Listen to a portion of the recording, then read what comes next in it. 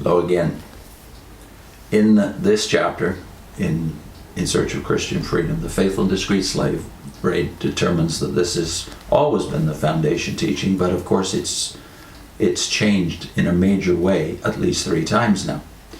He wants to develop how the changes morphed over the decades between his early years in the Watchtower as a pioneer and his leaving the Watchtower in the early 1980s.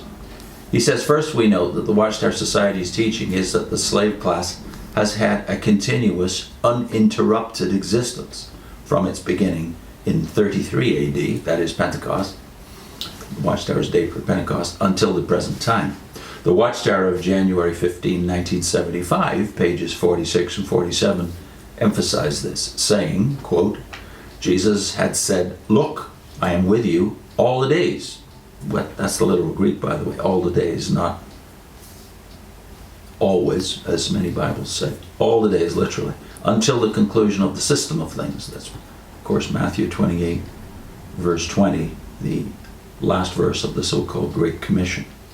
The Watchtower goes on, Jesus Christ is the head of the congregation, his slave, and his words show that he would strengthen them to feed his domestics right down through the centuries. Apparently, one generation of the slave class fed the succeeding generation thereof, as well as continuing to feed themselves. We see then that Jesus Christ himself called attention to this method of feeding his people, not as isolated, independent individuals, but as a close-knit body of Christians having real love and care for one another. Notice this notion, which Ray will go back to shortly. A close-knit body, not scattered Christians. Then Ray goes on with his comments. There is no question that there have been men and women who, as individuals, were true Christians during all the centuries.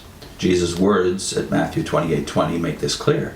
This, however, is not what the Watchtower insists on. Rather, it calls for the ongoing existence of a slave class, only as a close-knit body. Down through the centuries, only through such a close-knit body as the spiritual food flowed. No allowance is made for Christ having fed any persons not connected with such a close-knit body, individuals who were isolated or in unconnected, scattered groups of Christians. What this translates to, in actual fact, is the concept that all these persons were tied together, organizationally. This is clear when we consider the modern-day application of the slave class identification.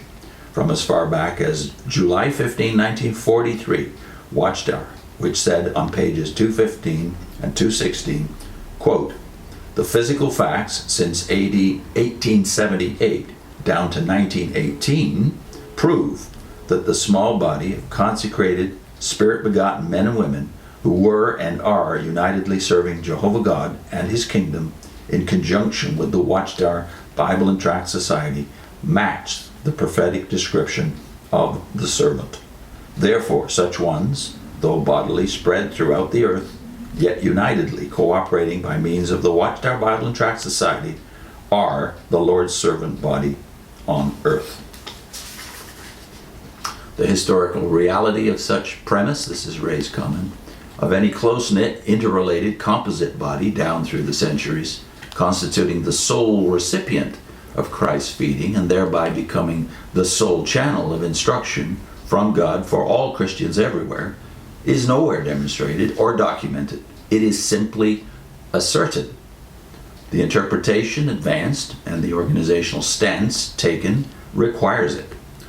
What does history actually reveal regarding this premise? Now, I can speak for myself and for all the others I knew personally during my years in the Watchtower. There was a very foggy view. We had a very foggy view of the 1800 years between the death of the apostles and the rise of Charles Taze Russell.